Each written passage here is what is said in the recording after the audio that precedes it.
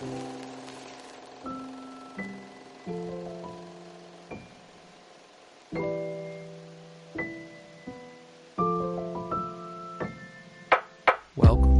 to Cinema Surprise, presented by the Penny Bloom Podcast, where every week we celebrate film, and one of us never knows what's coming next. Hello, everybody, and welcome in to the Penny Bloom Podcast. Today, we continue Cinema Surprise with Joseph's second pick of the project, The Book of Eli. It was released on January 15th, 2010, written by Gary Whitta and directed by the Hughes brothers, Alan and Albert. I am Colton Robertson, and I'm joined by Joseph George. What's up, homie? Oh, what up, what up? Always a pleasure to be here. Oh, and it's always a pleasure to have you. We got a nice first viewing for me. You know, you've gone 2 for 2 so far. Tron Legacy and the Book of Eli on movies I've never seen. And I'm excited to talk it. How are you? This was an exciting revisit for you. You said you hadn't watched it in years. It was one you remembered quite fondly. Yeah. How are you feeling about it now on the other side? Can't remember exactly when I first watched it, but man, it was just kind of a family movie that whenever we had a chance, we just kind of put it on, or if we couldn't think of a movie to watch, this was one of those in that rotation. And I think the last time I saw it was, it had to have been about a year at least. But it's always been fun. I don't know, nice memories. From day one, it was Denzel is just the guy. That's in 2010 probably when I watched this for the first time, or 2011. It's definitely in that stage. I thought he was a superhero, basically. Right.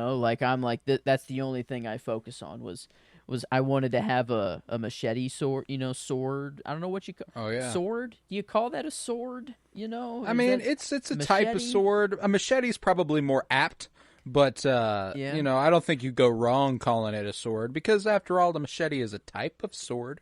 You know what I'm saying? The blade, blade. It's just every thing I watch just lets me know I need to learn the ways of the blade. I don't know. It's just throughout time it is it's necessary. But no, as time has gone on, the movie has been it hasn't been like just this on this watch that I'm like, oh, there's a whole religious twist to this movie. That dawned on me, before.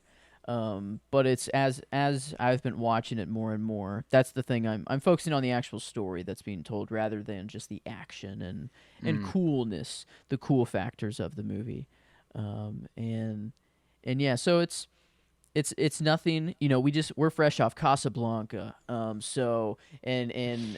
were just saying that's the movie, and I think we got just a good example of a movie here. We arrived at. We're there. It's just a movie. It's definitely a movie. I didn't like it as much as I liked Tron Legacy as a first viewing. I did enjoy Denzel Washington a great deal. I thought Gary Oldman had his moments.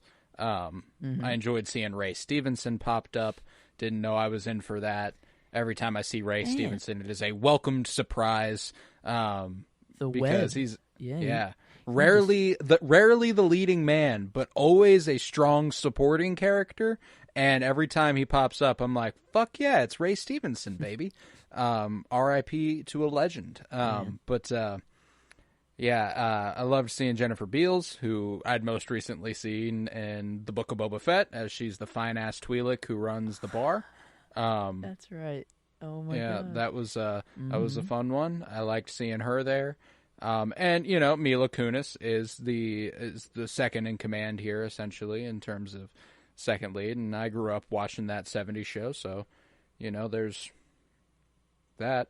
In real life, like what her and her husband do in real life, like they seem like really good people, but acting, sometimes I think at least I don't know, at least they seem to be fighting like pedophilia and they have they human fight a good fight trafficking through the thing. organization, and then Is that just a public thing? Maybe. it could be, but like then like but- their homie, their best friend, Danny Masterson, is getting locked away for rape, and they're like, "Oh, he's a good guy, though. Don't worry." It's like, Okay. Well, he raped people, so Well, she's an actress in the movie. she is. That's She definitely is, the and truth. that's another lesson is that there is the actor and there's an actor. Yes. And that's when you have like just Denzel and Gary Oldman going toe to toe with each other, and then like Mila Kunis has to step in and Mila Kunis suffers from. She's like the premier example on the actress side of things, of like same acting, different role. Usually when that's the case, I think of actors. I usually think of like Jason Bateman, but even he's like good. He's good at that one thing. She reminds me of Paul Walker, another R.I.P. here. Paul Walker booked a lot of roles, because he was an attractive man. My boy could not act. My boy was not a very good actor. And I think a similar thing could be said for Mila Kunis here. She comes on screen for the first time and she immediately doesn't fit. Like when her hair's tied up and she's behind the bar and stuff, I'm like, you're way too clean. Yeah. Like you look way too good to be here. Stop. Wait. Please. Oh, it's wait. Or stop, please. please. Yeah, stop, please. And then like, okay. I think he's and I mean like there are certain roles where Mila Kunis does like this thing she does works. Friends with Benefits with Justin Timberlake. She's acting opposite Justin Timberlake. So it's fine. You can get away with that. You can't get away with acting across from Denzel Washington and Gary Oldman. And that's fine. Not a lot of people can. Not much comedy here, and her vein is just in the comedy. She is a little funnier. She is funny. Route, she's a witty actress for sure. But yeah, it's just I wonder how pressing and difficult a job this was for her. Just like pressure wise, like knowing you're going toe to toe with Denzel fucking Washington for most of your scenes can't be like exciting. I mean, like it'll be exciting because I'm acting with Denzel Washington, but it's got to be like, oh God, I'm not Denzel Washington. They lead it on to believe like they were gonna make another movie. They were gonna try to, yes. Like they wanted her to be the lead of the next movie, and like clearly. Like, that is what the ending implies. So, like, she knew this, reading the script. Like, that's the plan. It just... To explore this world a little bit. And, maybe it's not. Maybe it wasn't the plan. It's complete. What else are you going to do? What are you going to do at that point? Spread the word of religion? And how are you going to make what are you going to make a movie? Yeah. That's not the... I don't know. In a post-apocalyptic world, you're going to, like... Not much you can really do. I don't know what to do. No, yeah, and that was at the core of this movie was a really cool idea. This is a really good example of a movie with a lot of really great ideas and not a lot of fantastic execution. Literally, I think the best thing about this movie is Denzel Washington and Gary Oldman, and I think that aside from that, it is a lot of like their concepts that are cool versus their execution. I love that the motivation here for Gary Oldman is get the Bible, because if we have the Bible, we can weaponize ideology and we can manipulate masses into doing what we want because the good book says so. And he was like, it worked before, and that was a great moment. I loved that. That was a wonderful little tidbit. I think he's talking to Redridge at that point. He's like, that's why this book is so important. And I appreciated that a great deal. I thought that there was all sorts of stuff to like there, and I was bored for more of the movie than I would have liked to be. like I paused. It was an interesting thing because the movie moves quick. It gets past you. It's not one that you're like, God, when will this be over or anything? But we get to like Gary Oldman's bar and Denzel Washington's upstairs with Mila Kunis for the first time. He's teaching her how to, set the table and stuff, which might be one of my favorite scenes. I really do enjoy that. They say grace and everything. Like, I like that scene. That's strong. That's 46 minutes into the movie. Damn. Yeah. I'm like, what happened before that? He's just going west. And so, like, that's the thing, is that, like, Yep. I'm like, I'm not like, it's such a bizarre thing because I wasn't like, Jesus, we took so long to get here or anything. Like, no, it was quick. It moved fast. But I was legit sitting there when I paused it at 45 minutes in going, what the fuck happened before we even got here? Like, he beats a couple asses. He doesn't beat a couple asses, and then he beats a few more asses, and then it's like that. And so, Yeah. no, like, the action stuff was cool. Denzel Washington is a fantastic action performer. He actually did all his stunts for the hand-to-hand combat scenes, which is really, really cool. Man. Which is interesting considering the visual language of the movie didn't require him to do so. Felt like a lot of it was shrouded in shadow and darkness and silhouetted and stuff. Say, when he stepped back into the tunnel and it was like all shadow, that's still him in there. Like, still Denzel, according to what I read.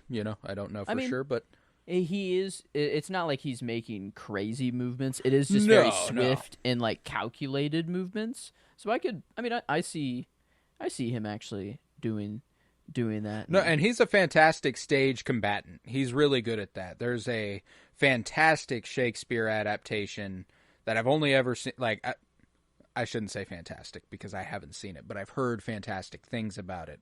The Tragedy of Macbeth, which was directed by the Coen brothers just a couple years ago. Denzel Washington plays Macbeth, and Frances McDormand's in it, and it's got a fantastic cast. In fact, it was one of the movies I was considering for the surprise project, but now that a Denzel movie's been taken, probably won't happen. Okay. I feel bad now for don't that out. Don't worry.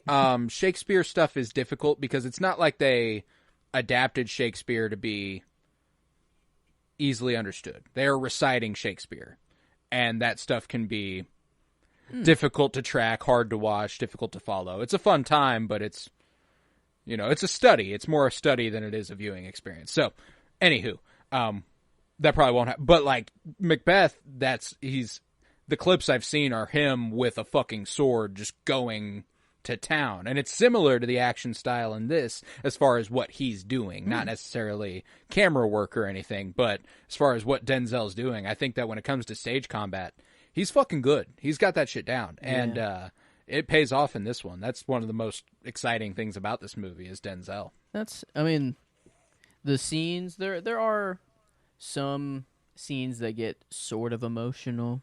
And it really isn't like, I think it is more of just what is going on, the bigger idea of what's going on. That is getting like, and I think that is I'm understanding my movie watching and just my brain a little bit more. I think I take out what is like just the themes of a movie. What I remember of this movie is like guy want Bible to spread in bad way to take control. Like I just take the absolutely necessary kind of details out of a movie, and then I'm like, ooh, if that's a cool concept or an idea, then I kind of self-glorify the movie itself, sort of thing. At least you had at one point. Yes. You mean, yes. Yes, and now that I'm just kind of, I have looked at just many movies under a critical eye, I can see that this is, it's nowhere near as made.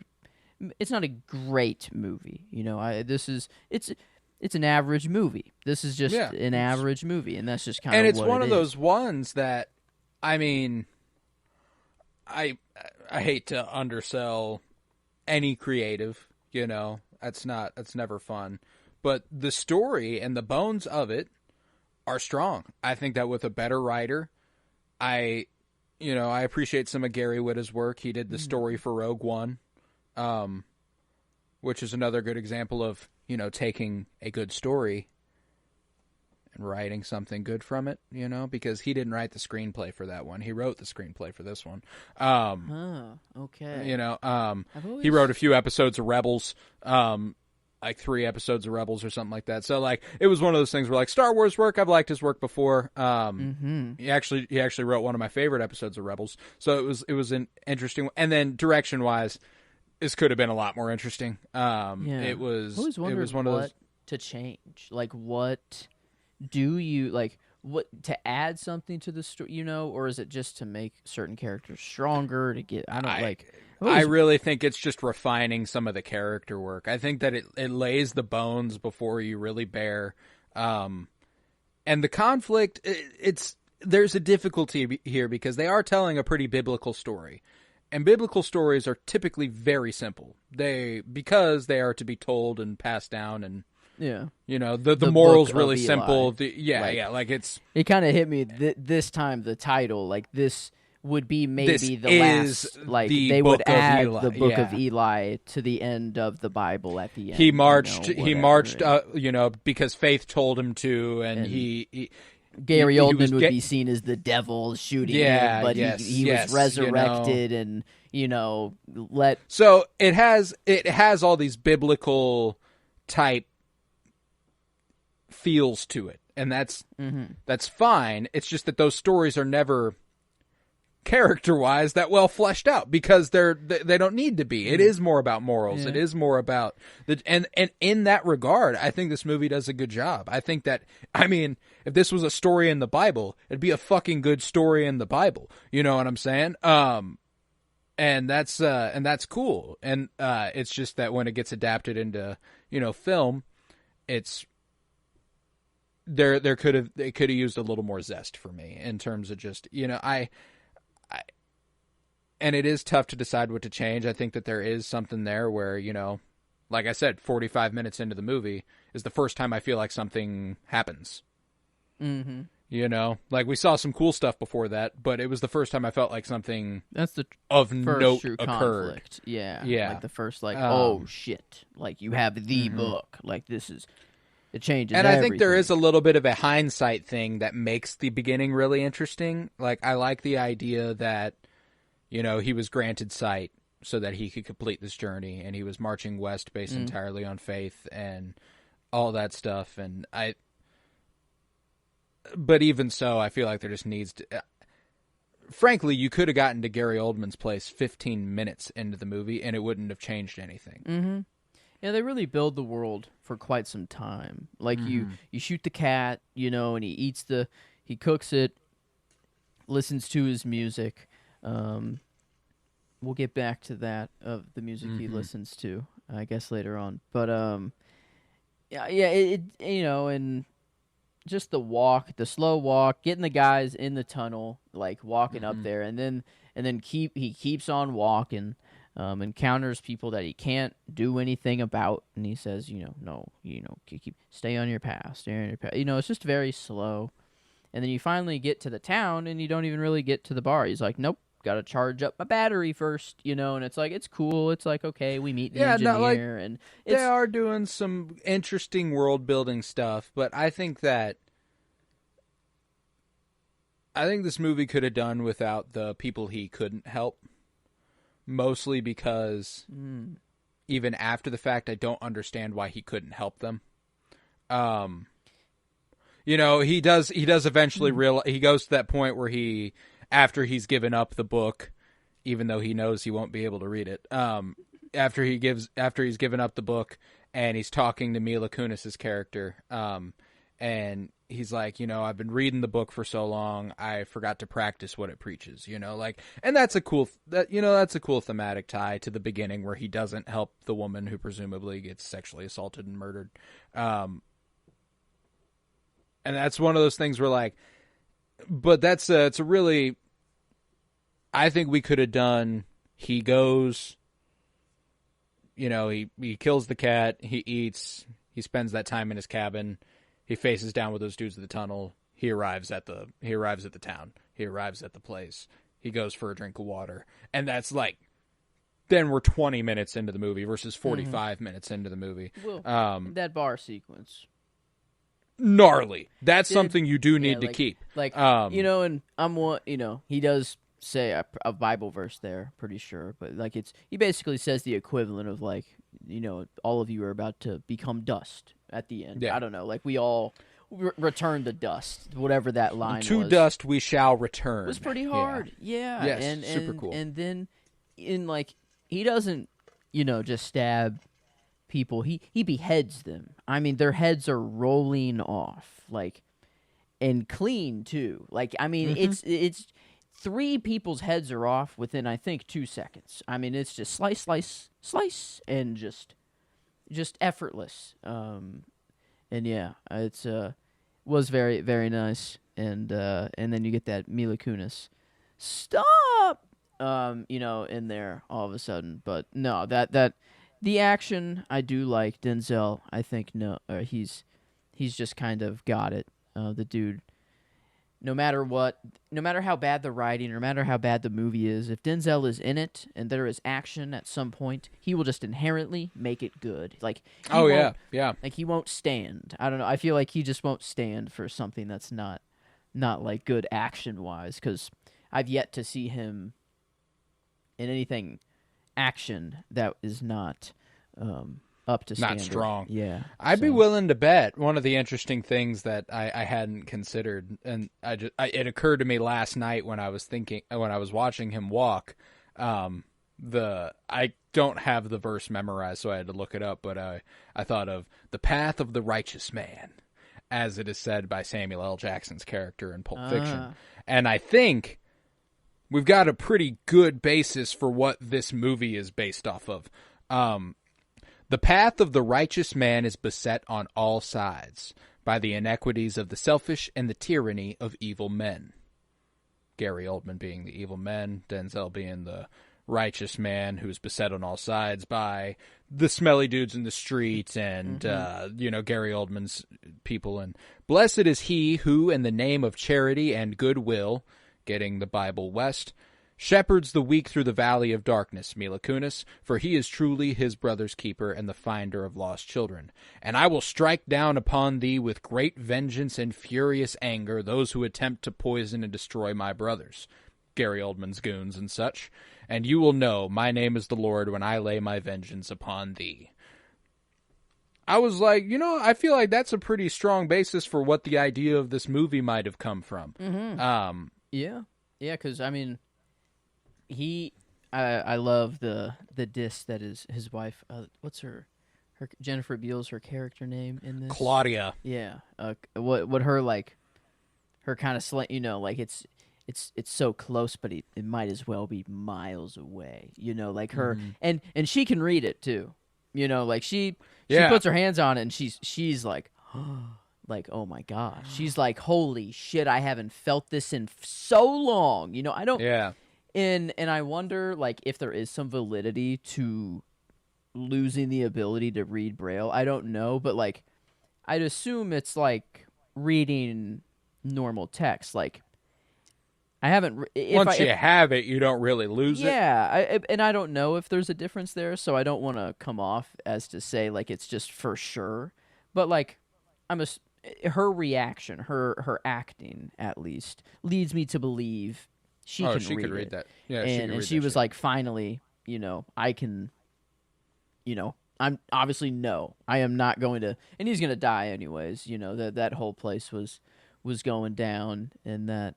I guess that copy really doesn't matter anymore.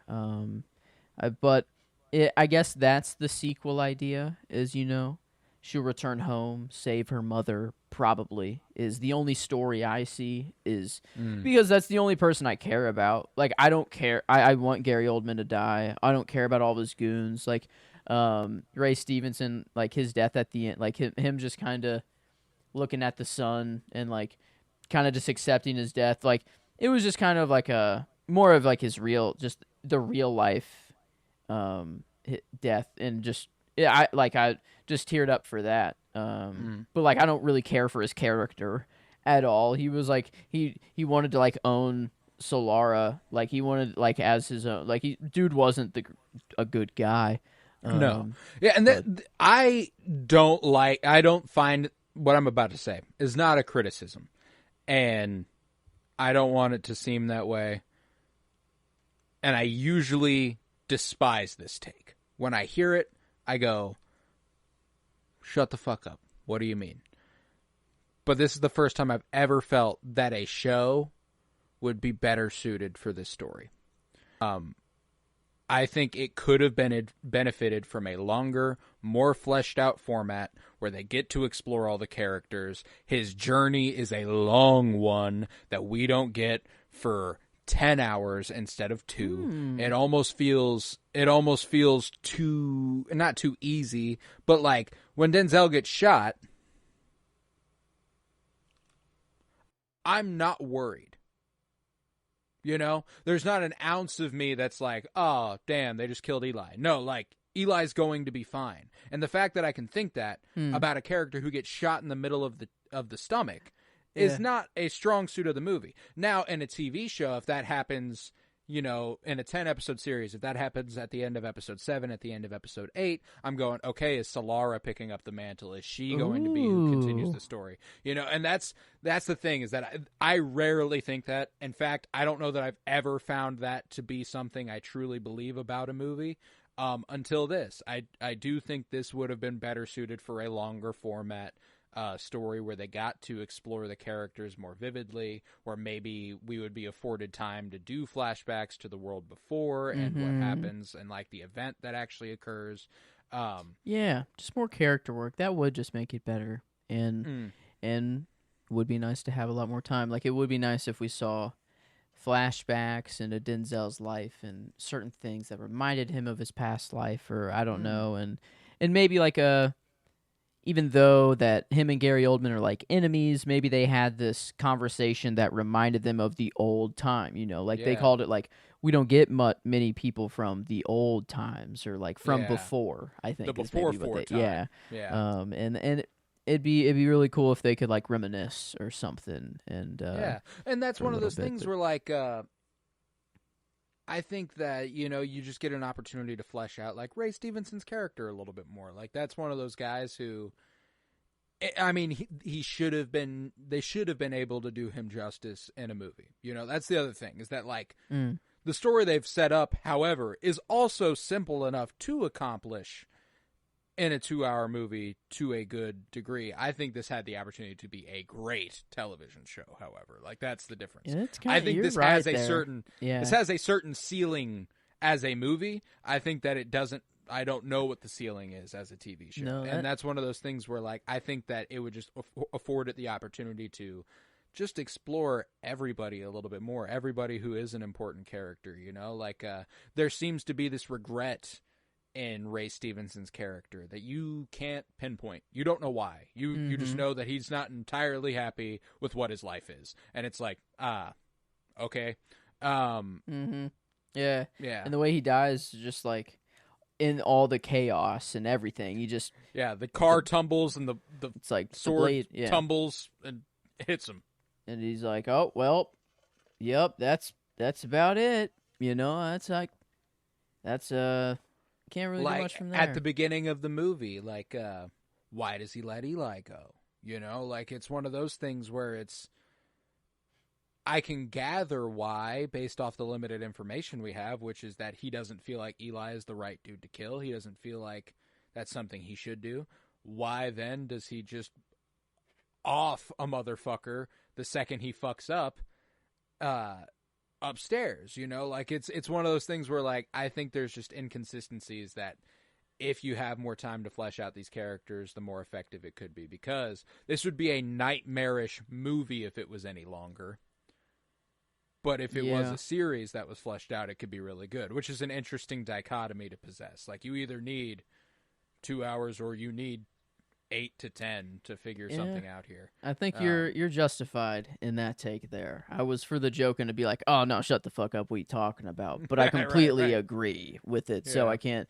I cannot. This would be a pretty cool show. If I had more time and more character work. That I think that and that's pretty much it. Because that is the basis of this movie. You know, like the moral and the idea of the story is very cool, but You got to have something to build upon that, and I feel like you get very limited, even with Eli, who is my favorite character of the movie.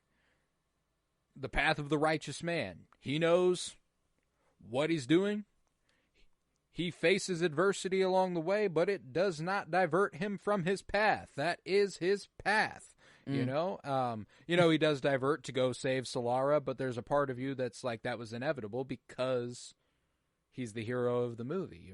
He's going to go save Solara, It almost would have been, I would have been like, what the fuck? But it almost would have been more interesting if he decided not to go back and save Solara. And Solara figured out a way out of that situation on her own, Yeah, those are him locking her in the little water cave. I think that was the first. You're like, really, dude? You're like, I don't like she brought you to the secret. Gave literally all their leverage. That's literally that's all that they had. Locks her in there, and she calls him out. You liar, you fucking dick. You suck, and he's like, well, yeah, you're kind of right, actually, but I'm on my mission, and it's more important, and it's like, okay, but he seems to know, that it mentioned her though, because like in all the chaos of the house, he tells Dumbledore and the cannibal eaters, those nice little old people, he tells them, we'll get out of this, we'll be okay. And then Dumbledore asks, like, what about us? And he goes, well, sorry, he didn't say anything about you. So sounds like she was in the plan. She has divine purpose. And when that happened, I don't know, when he knew of that, if it was from the beginning or not, but I do love like my family. We've just always been like, is he blind throughout, throughout or whatever. And it used to be so black and white. It's like he either had to be blind the whole movie or he had to be not. He can either see or he can't. But it took us a while to get to the theory, just the thought of like he was given sight, and whenever he no longer needed it, it was taken away, or it was no longer needed. And that was that's the most biblical story here, is that God granted him the temporary gift of sight to succeed in his mission, because he asks Claudia early on in the movie, like, how did it happen? Was it the solar flare? Was it this? And she's like, actually, I was born this way. And he's like, oh, okay. So there is like people who existed prior to the event. A lot of them went blind. That seems to be the fucking thing here. A lot of them can't see anymore, because he's like, how did it happen? Was it the Thing? Yeah. Because the Thing blinded a lot of people. That's Eesh. That's just an uncomfortable thought of like, if you just were not underground, or if you just were anywhere visible to the sky and you just looked up, boop, you can't see anymore. Yeah. Bye. Then it's cool that's why his hearing is so good. That's why his smell is so good. He's like Daredevil, basically smells people from a mile away, and even uses it as he's not trying to pick up Claudia or anything, but he's like, I like your perfume. When she's standing all the way across the room, and I guess maybe whenever shit just smells that bad, just shampoo is enough to be like to smell it across the room. That could be true, but he's. No, I think it's a heightened thing. Yeah, I loved that moment though. Whenever he's like, I like your perfume, and she's like, and she like is like moved to tears. She hasn't been treated nicely in who knows how long, and is like, it's just shampoo, but thank you. It's a good little moment, And so this movie does have a lot of good little moments. I appreciate, like, straight off rip when he is eating the cat, how he shares with the mouse. I think that's adorable. I thought that was a cute little moment. it's Yep, you're right. cat. It's Like, cat. yeah. Save some for breakfast, like it's a cute it was a cute little moment. And there are cute little character beats like that. But I do wish they were more abundant. I wish we had a little bit more time with Eli as the good guy, not the righteous man. And I keep returning to that, but that's because I do love, like, my favorite scenes are the ones where he is the good guy, like that, like the interaction with Claudia there, and ultimately, I think my favorite scene of the movie is the reveal. I think that's the strongest scene in the movie. But besides that, I mentioned it earlier. It's the one where him and Mila Kunis are sitting down, and she's like been instructed to go prostitute herself for him, and he's like, no, come on, let's sit down, let's share a meal like they used to. Like, that's not a practice people do anymore because you need food. You have to hoard food or else you won't eat.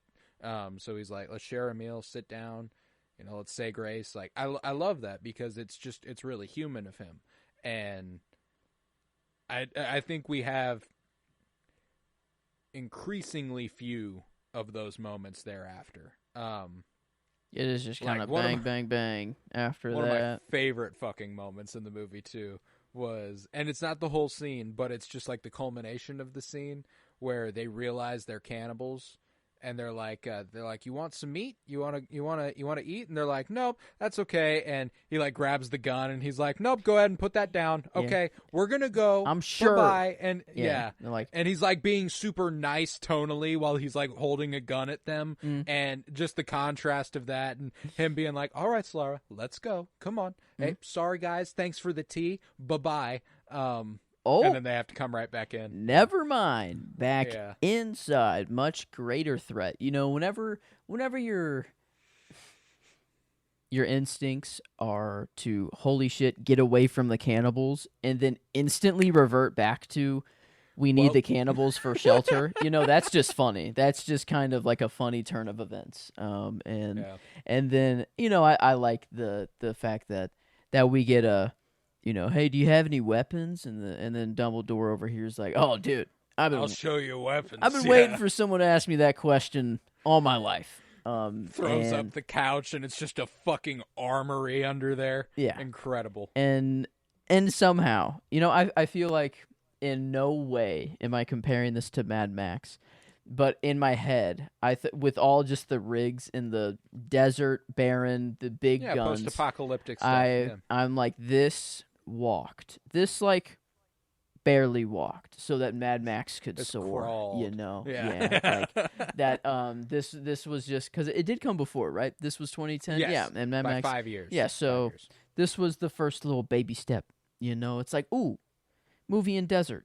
I can do better than that. I wonder what the next little step is. The person that said I can do a little bit better than that. Because eventually, maybe, I don't know if the step. I don't even know if Book of Eli was on the radar, for this even in the first place. But in my head, I'd like to think. In the eye of the viewer, perhaps. Yeah, no, I don't know. I'm trying to think of what could have influenced Fury Road the way that it was. Movie in between Desert, 2010, 2015. Post-apocalyptic helps a lot, too, because they're both in a post-apocalyptic wasteland sort of thing. One of my favorite little tidbits about watching this last night, and I was like, I was sitting there watching, and I was like, in my head, I was like, okay, we got some Outlanders here. That's cool. Then he gets to the bar, and they're like, are you an Outlander? And I was like, fuck yeah, look at that. I was like, okay, cool. I appreciate that it, in comparison to Fury Road, which I appreciate infinitely more. But there is a charm to the idea that it isn't that far removed from where we are now. Like maybe 20 years, like it's not a super far removed. People still remember the old gods, they're not worshiping V8 or anything, like it's a different thing, and I appreciate that angle of it. I like that the world is familiar, and therein it makes it even more, it's grimy. There's one thing to like blow up our world in a movie, and that's like that already sucks, and just to think about. Mm. But then to make our world like a novelty, to make it be like, oh, you're from the old world, you're from before. That's like I don't that know. part when he's talking to Solara and he's like, everybody had too much, you know. We threw away things that people kill each other for now, and it's like that that's true right now. Mm-hmm. Like that's crazy. That like that's not the same. Like it's not the same everywhere. Not even close. Like it's not even close the same like it'd be okay if everyone was throwing things away. You know that we didn't need anymore or something. But that's not the case at all. No, it's not. And like when he walks into the bar and he asks for water and he goes, "Oh, that's the good stuff." Yeah. You know, he's like, "Oof, that's top shelf right there. We were hoping you'd ask for mud or piss. I don't know. Is alcohol easier to come across? Like, are y'all like yeah, I don't think you're so. running a saloon here. I'm pretty sure water is basic to everything you could possibly be selling. You need water to make alcohol. Yeah, I think, right? Like it's probably a lot of it. Yeah, I mean, at least a little bit of it, you know. Maybe they're on the pure. I don't know. They're just on the barley. That's all they need. Yeah, this not a fun like world. But it doesn't seem like you can grow shit out here. I'm like, what the fuck would they do in running a saloon? What are they eating? Yeah, what are they? How do they function? People. That's why. Probably. Well, it's fascinating that. Well, and that's one of those things that I appreciated when Denzel showed up. They were like, "You're not from around here." Yeah. And he's like, "Yeah, clearly, you know, like, duh." But yeah, and like he shows his hands, they're not shaking, and they're like, "Okay, so you don't eat people, cool." Good check. You know, good thing to cross off the list. I think in that world. And a product placement that just hit me. We you know it's there's a lot of product placement here. And which is hilarious. And it's not an iPod. It's clear. You know, it's like four buttons or I don't know. But like the Beats headphones was good. And the Motorola speaker when he holds it up to his mouth and just like perfectly on the side, Motorola. I was like, that is good. His backpack is Oakley, and I think Oakley, like it just for some reason it made this backpack seem like if I wanted to go on a Messiah journey, like a God level journey, I needed this backpack. Oakley. Like Oakley, that was the vision of Oakley in my head, and then they just made like sunglasses, and like that's their main, that's like their main bag. So it's like, he's probably rocking Oakleys. They probably are. Oakleys. I didn't think about that. Yeah, his glasses are probably okay. Yeah, no, I mean like that's one thing I will say for this movie is that I remember when it came out. Like the marketing campaign for it was poignant because I can remember a lot of it. I can remember stuff. It's like the Book of Eli coming January 2010. You know, like this summer. Yeah. Watch Eli walk west on the journey for an hour and 30 minutes straight. Yeah. Yeah. And that's like hour 58. Oh, okay. Yeah, no, it's almost 2 hours. That's why I'm like that first 45 minutes could have been 20 minutes shorter. Yeah. And there's no doubt about it. But no, I do like when he shows up to the bar though, and he slams that dude's head on the counter, and then he like slowly dies. I think. Passes out, dies. Pretty sure he dies. I'm pretty sure he just slowly dies there. Like he hits his head so hard that he's like. He's internally bleeding or something, maybe, I'm going to die. Yeah, like his brain's bleeding. Oh shit! Or something. Like, yep, there I go.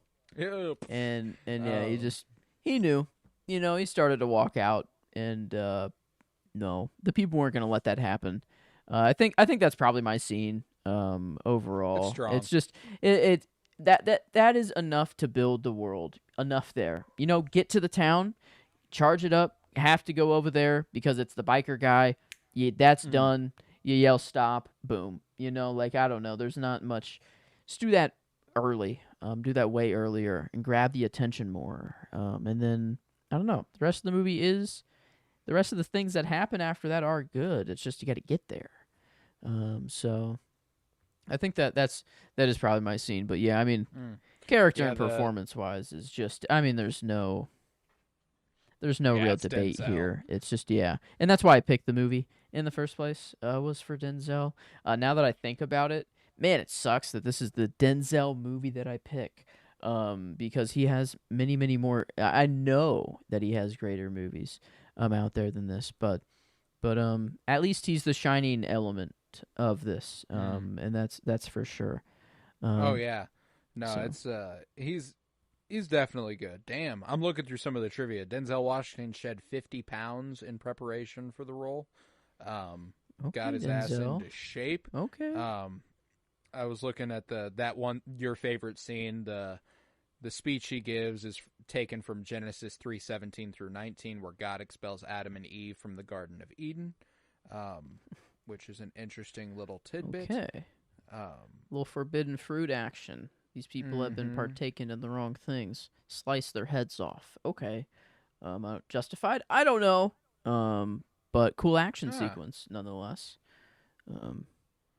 Yeah, all right. In Arabic, Hebrew, and Aramaic, Eli can be a variant on the name of God. The suffix I indicates first-person singular possession, i.e., my El, or my God, Eli. That's kind of cool. Yeah. That might be like, if I ever have a son, that's like in the rotation now, just because like, that's just kind of sick. You can wrap your name around to me, God. Yeah. Damn. Eli. It's pretty dope. That's pretty dope.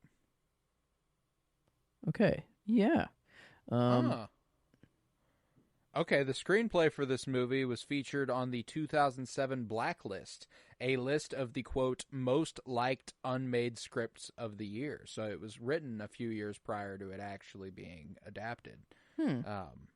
Just kind of being shopped around. This is interesting. There's some, like, I was looking for something a little more specific here, but it is interesting. Yeah, I don't know. One trivia about is just a shot in the movie.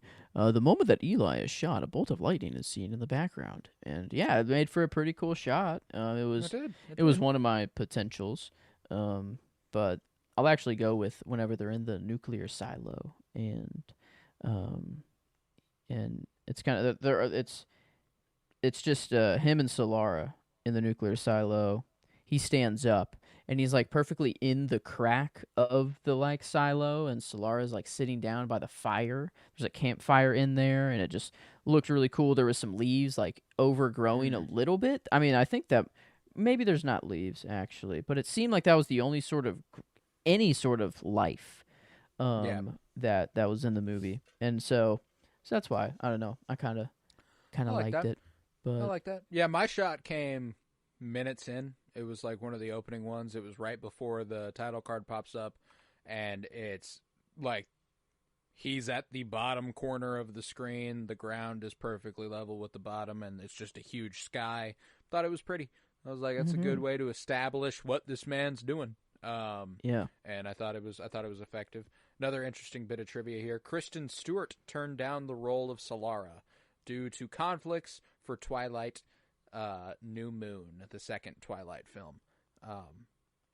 Kristen Stewart. This could have been. Got to imagine that would have made Solara a little more interesting. Mostly because I think Kristen Stewart's incredibly talented. At least more talented than what. She made a lot of money. She made a lot of money doing Twilight. Probably way the opportunity more to do anything she wants. Yeah, probably way more than she would have made on Book of Eli. So yeah, good choice there. Good choice to stick with the franchise. Yeah, I wonder who else. It would have been nice just to have. I don't know who else has Solara. Someone like I'm terrible with like people, and especially when I'm trying to think of like 2010 people. Right? Yeah, I'm like but around this time. I don't know. See, the thing is that Solara when it comes to the young, like they had to have been young, that kind of does throw a wrench into things. Yeah, I don't know. I don't really know. That's the thing, is that the character's not well formed at all. Yeah, it's just that's true. She's just kind of there. Needs to be more work overall, not just a better Yeah. actor, just kind of. Yeah, I mean, like the character needed more work. Yeah. In fact, there's a possibility that Mila Kunis would have been perfectly capable of portraying some of the stuff that Solara could have done if the character had been any more interesting. And that's the thing, is that like ultimately all the characters end up being pretty one-dimensional, which in a biblical story makes sense, but like Yeah. could have We're in a used movie, little though. more fleshing out. Yeah, exactly. we're in a movie. Exactly. So, But yeah, so I ultimately come away again happy that I've seen it. You know, happy that I've now watched it. It'll be interesting to see how it does on the rating side of things. Are we about there, you think? mm-hmm. Yeah, I'm there. I've gotten through everything. I guess I don't know other if I than said line. my line. Yeah, other than lines, I think were the only thing. Gotcha. But yeah, my favorite line was definitely it was during the conversation between Carnegie and him and Eli early on, where he says, "As old as we are, me and you, we are the future," which ends up being the case. It does end up being the case for Denzel. He ends up, blazing a trail and writing the new Bible essentially, which is very cool. Very cool. Writing the old Bible, but he is, without it, there was never a Bible. They say like we couldn't find one. So it was a cool little detail that I appreciated. yeah, glad. Just an overall happy ending there. It's like it filled the bookshelf. You got every other book there too, and it's like at least it. I don't know, just a very very happy Eli. It felt like he just died of old age, but like it more feels that like it's just once this was done, his task was over, and like it was just like he wasn't even. I don't know. He was like supposed to die when he got shot. I don't know. The dude was, but just holding on until he was invited to the kingdom of heaven at the end. Yeah, and so, and I like the antithesis, Gary Oldman. Just going to town. I don't know. Usually I knew him as just Commissioner Gordon. A good guy, but it's interesting seeing him as this kind of just evil archetype. And he's a talented actor, man. He's been in a lot of good stuff. I liked him in Basquiat. He was really good in Basquiat. He was really good in, funny enough, War of the Planet of the, or not War of the Planet of the Apes, Dawn of the Planet of the Apes. Okay, the second one, not Rise but Dawn. I need to get to those. Man. Yeah, he's good in Dawn of the Planet of the Apes. Yeah, I like Gary Oldman. I mean, he's great as Harry Truman in Oppenheimer. Yeah. Call. Okay. True. Brief scene, but he is there. He liked. He liked to call all that for him. Sure, go ahead, man. Claim it if you want. Just that's a weird thing. Go for it, brother. Weird thing to claim, brother. But yeah. Independence proud, baby. But yeah, I think. I guess my line. I didn't. I went for much more of a funny one, or much more of just a Denzel action line. It's whenever he walks past the tunnel and the girl's acting like she needs help to get people, I guess, good people that want to help, just to then mug them and I don't know, like probably kill him. I don't know. I'm assuming that's the assumption. Take everything, but Denzel's he's too smart. He says, the good thing about no soap. So you can smell hijackers from a mile off, and that's, I don't know. They all come out and they're like, "Holy shit!" They're like, "Wait, what the fuck?" They even kind of mention it. They're like, "Wait, what the hell? You can look smell at this us?" guy. Yeah, he could smell us 30 feet away. But whatever. Yeah. We're still gonna come up and do our stuff. But yeah. You put that hand on me again, you won't get it back. I was like, okay. That was, channeling some Frank Thomas, channeling some. Is that the character or Frank Lucas? Frank Lucas. There it is. Yeah. That okay. That didn't sound right. Am I melding Frank two? Thomas is a Frank Thomas was a baseball player for a very long time, very Okay. talented baseball player. Hit tanks, Frank Thomas. Not But his American gangster gangster or I mean his one with Training Day. Ethan Hawke, Training Day, Yeah, what's his character name there? Alonzo. Okay, yeah. So not. Okay. Never mind. But he's yeah, a little bit of Frank Lucas is what I was going Yeah. for, definitely. No, But and that line delivery, like it's nice to see like having John David Washington in the game now and kind of watching him do stuff. It reminded me of like I ordered my hot sauce an hour ago. Like right before he goes and beats their asses. Like delivering like that badass line before beating ass. Like it's cool. I like that we have these two in the game now, and I like one of my favorite nepo babies there, John David Washington. But I feel like good. This is a nepo baby I can get behind. yeah, If it's just acting, I don't know. I guess like the money and the fame and all that's still there, and all the problems I don't know could come along with it. But I don't know, as acting, they're both seems like a good. talented gentleman. They're Yeah, both yeah. good. He's got big shoes to fill. Oh, he does. But He does. But yeah, then I'll do the plugs. But after the plugs, we're going to rate this movie on a scale of 1 to 10. It'll be a fun one. We'll see where this lands. We are going to do our album of the week. Me and Joe both presenting an album of the week, and I'm very excited. And I will announce what next week's cinema surprise is. And I'm very excited for that.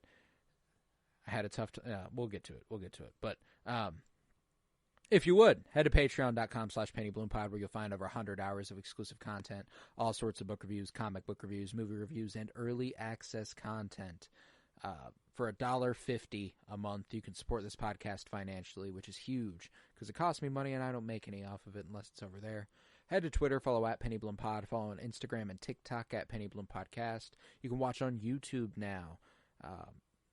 Just look up Penny Bloom Podcast. We're there. You can see our beautiful faces. We like seeing, you can see us. It makes you feel like we can see you. There's a little bit of a more personal connection there than just the voices. I know that whenever I rarely watch podcasts. So whenever I finally saw the faces of the people I listen to, it's funny because you usually, I don't know about you, but if I don't know the face, I assign the voice to a familiar face, and I don't know. So it's interesting, and it's always fun finding out what the people you listen to look like. So if you just listen, you can watch on YouTube. Look us up on Penny Bloom Podcast, and we're there. But yeah, remember to leave a 5-star rate and review and download wherever you might be listening. Go ahead and show this episode or show the show to one person, just one guy. Or one gal, or one them. Anybody's cool. But all are welcome here. How are we feeling? 1 to 10. What rating did your gut take you to on the enjoyment wise? I just kind of said it's around a 7 because that's when stuff gets good. And the reason I'm up to 7, if I would say it's good, is because I just have a lot of attachment to it. There is history with this movie. And Denzel is just one of my faves. There's other things. This watch that I had was definitely the most bored that I have been. That's for sure. Like I was bored. I never want to pull out my phone during a movie, but I almost wanted to like do my laundry while the movie was going on. So like that's You remember when not. I sent you the graphic Mm, that I made for the episode? I made it during the first 45 minutes yeah. of this movie at some point. So I don't really know if I can really claim like a 7, and say that it's like almost good. And my ceiling was 6. I'm like, because I do think there are a lot of movies I would not watch before this. do we have something in that range? Was an Avatar? Okay, no. I was gonna say Chappie. They're way lower. Yeah, they're way lower. They're down. They're down. 6.5 for Last Night in Soho. I gotta be honest, I like I Last would Night in watch Soho that more. before. I Yeah, would. I do like Last I Night. would watch And that so before. that's the other difficult thing that I hate to confess. It has to be above this threshold. I won't watch this movie again. I don't think I'll ever watch Book of Eli again. But like, it is one of those weird ones where it is above a 4, even though that's the case. Mm-hmm. We've kind of declared that, like, if you know you're never going to watch it again, 4 is kind of the ceiling. I don't feel like that's fair. I do enjoy this movie more than other movies I won't ever watch again. It's just, it's not, like, that's why my ceiling is 6. It had it's the above bones. average. Yeah. Yes, it had the bones. It had the didn't bones. quite get It has there. a good moral. It has a good idea. I like a lot about the movie. It's just the execution's a little poor, and that affects critical more than it does my enjoyment. However, my enjoyment is a bit influenced by that. So my gut took me to 5.75 or 6, as far as what my rating was. Okay. Well, do you want to, if we're going official, do we want to stick with the official numbers? I guess if we each do we want to take an average of our two? Okay.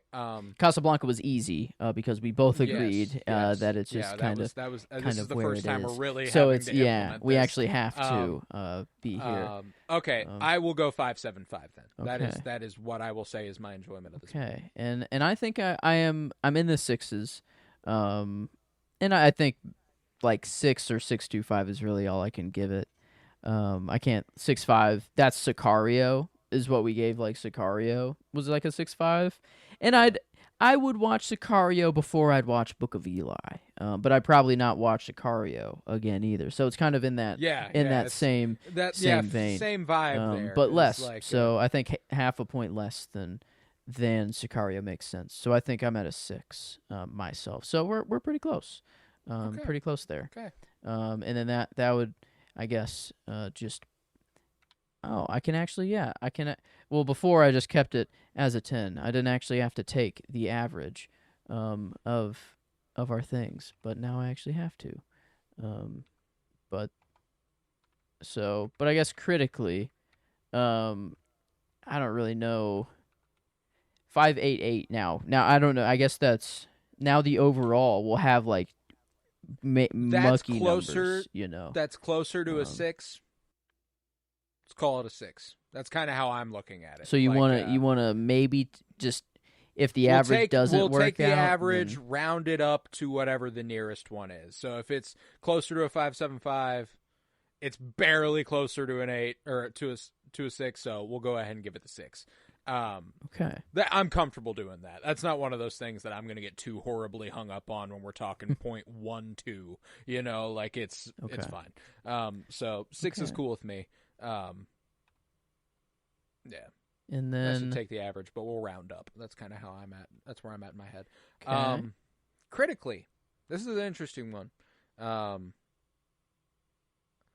Again, we're looking at a movie that has the bones. Mm-hmm. 7 and it has Denzel. Yeah, it's like no 7 is 5. good. It's below that. Is it middle of the road? This is as middle of the road as you can get. I think it's an extremely middle of the road movie. I think it could have been more well directed. Wasn't the worst direction I've ever seen. It could have been far better written. Wasn't the worst writing I've ever seen.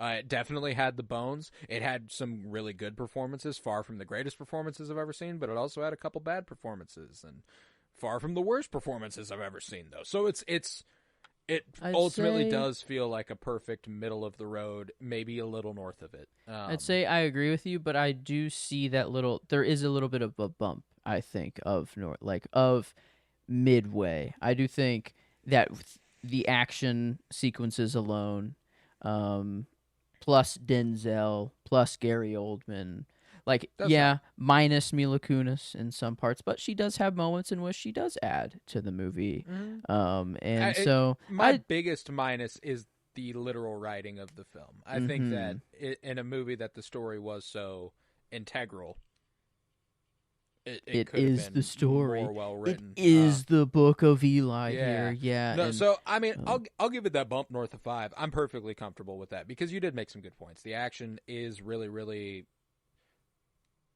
It's strong.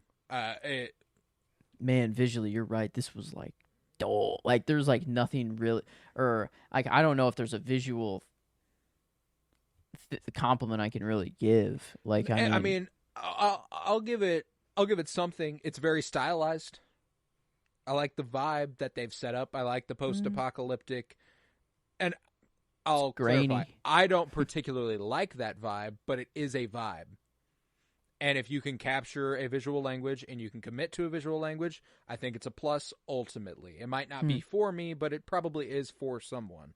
At least it's not bland. It is going for something, and that I can respect. So, 5.5, 5.75. I can be convinced there. I went 5.5. That's just kind of like it's not much more than middle of the road because I mean the story and writing of a movie that has to be the most important part at the end of the day, and performances and stuff can only elevate it so much. And I think once you start getting up in the sixes and stuff, that's when we're talking things are starting to be good. But I don't know. 5.5 just seems like it's that perfect middle ground. I can agree with that. I'll go 5.5 as well. Then. Okay, then that's easy. No averages needed there. Your personal ranking would be a 55.8. Mine is a 56.7. So I mean we're like a percent off. 55, 56. But the overall with a 6 and a 5.5 is going to be a 56.7 percent. Okay. So 56. So yeah, little 57%. 57 for Book of Eli. Not bad. Not bad at all. So what did the good not old, great, but not bad. Good old IMDb 6.8 on IMDb out of 10. We are harsher than IMDb. Even Letterboxd I think gives this a 3.2, which if you put that out of 10 is a 6.4. I think I gave this a 3. I gave it a 3 as well. 3.5. Yeah, that's getting tough. That's I don't know, but the 3. That's why the 5-star scale is a little different than the 10-point scale. There's just something that feels wrong at a certain point. Like, I rarely give movies a 2-star because I'm like, 2 stars? That's fucking awful. But I'll give something a 4 out of 10 and be like, it wasn't terrible. It wasn't great. 2 out of 5 feels wrong, but it's actually kind of close to the rating we gave, like a 5 out of 10, which just feels, I don't know, exactly. like bad, but okay. No, yeah, 56. I'm with you. 57%. Definitely. That's not bad.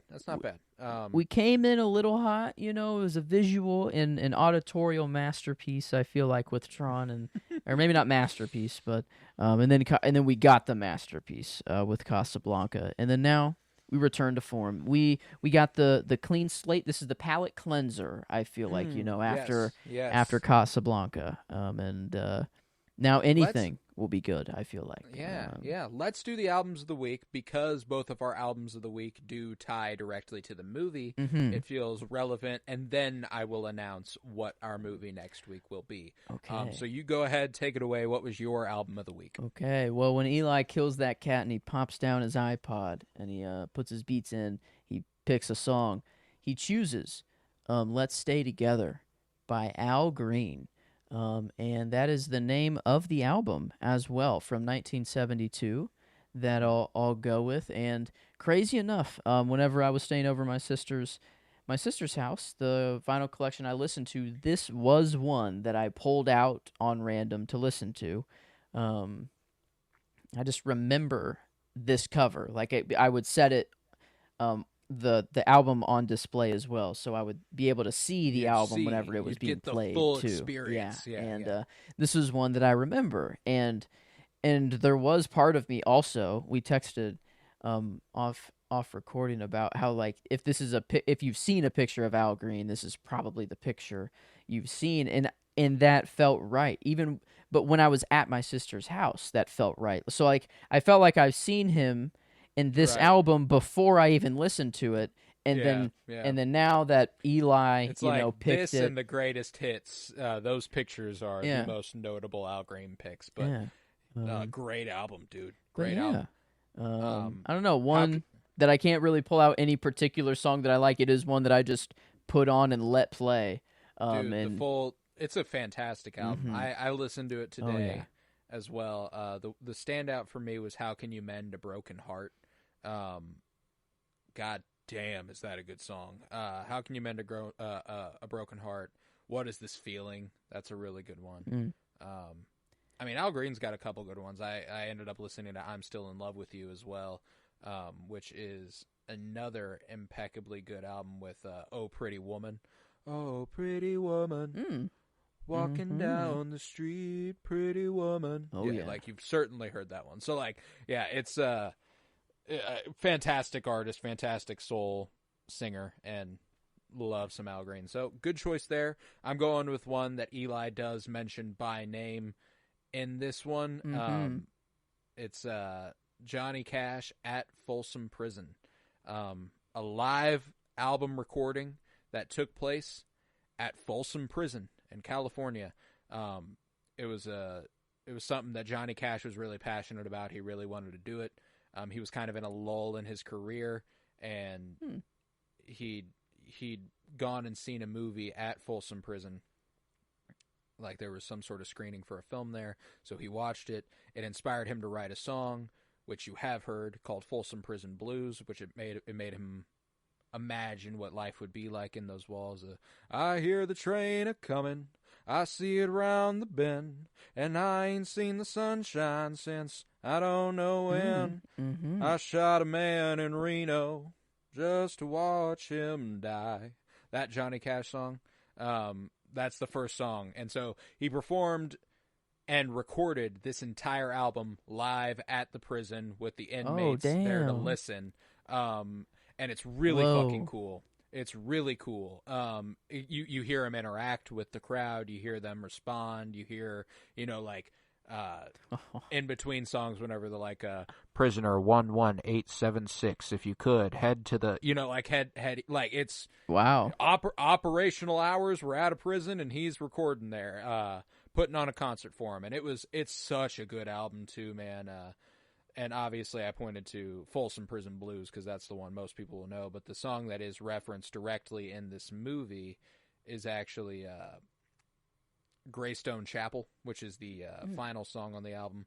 But I think if I had to pick a favorite, aside from Folsom Prison Blues, I would go with either Dark as the Dungeon, which is utterly incredible, or The Long Black Veil, which is an extremely moving song. He even has a song on here that was written by an inmate at Folsom Prison that he decided to perform for the prisoners. And it's about how an inmate, his cellmate was getting out, and he wrote about it like he's going to miss him like a brother. And when he gets home, tell everybody that he misses them and that he loves them, but that he's never going to see them again. He's never getting out. So, like, it's a heavy album at points, but goddamn could Johnny Cash perform. He was so fucking talented. And one of those ones that I semi grew up on some Johnny Cash. My dad loves Johnny Cash. So big influence on my taste, Johnny Cash. So Johnny Cash live at Folsom Prison, and Let's Stay Together by Al Green. A couple good albums of the week, both inspired specifically by the Book of Eli. So, love that. But next week, the next cinema surprise. We were talking, I had a tough time. I had a tough time officially deciding, but as it grew closer and closer, one kept emerging. It was like, this is the one. This is the one I'm going to pick. Next Friday will be the 55th anniversary of the Stonewall riots beginning. We're in Pride Month. A huge, huge queer moment in history, Stonewall riots. Felt right to go with some queer cinema. We were recently talking about how you needed to get more 20s movies under your belt. Before we get to the end of the year and we do the halftime heat check on the 20s, we're going to do a top 50 movies of the 2020s at the end of the year. So I might utilize this project to throw some more at you. Casablanca it's one of my favorites of all time. You hadn't seen it. Let's do this. Now I'm going to show you some good shit you just haven't seen is probably the case. And I'm going to go not just 2020s, but 2024 with my pick. As next week, we will be covering Love, Lies, Bleeding, directed by Rose Glass, starring Katie O'Brien, and, as mentioned earlier in the episode, Kristen Stewart. Wow. So, Love the little tie. That is yes. one little tie we can make. I don't think Yep. there's a connection between Casablanca and The Book Book of of Eli that we Eli, can. probably not. But hey, there was no connection I could make between Tron and Casablanca. That's true. Um, But okay. Love Lies but no, Bleeding. yeah, Love Lies Um, Bleeding will be our next one. It's I I was debating whether like how I should like sell it to you, like how I should build it up, because I could lie and tell you it's a really fun lesbian romantic comedy. This movie's tense. This movie's intense, and Okay.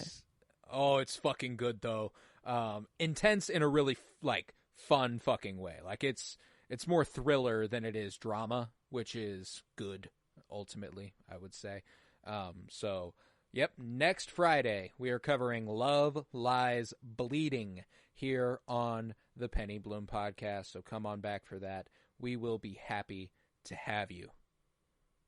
With that, I was Colton Robertson. I was joined by Joseph George. Thank you very much, homie. Oh, thank you for having me. It's always a pleasure to be here. Oh, and it is always a pleasure to have you. Remember, peace, love, and bloom. And I fought the good fight. I finished the race. I kept the faith.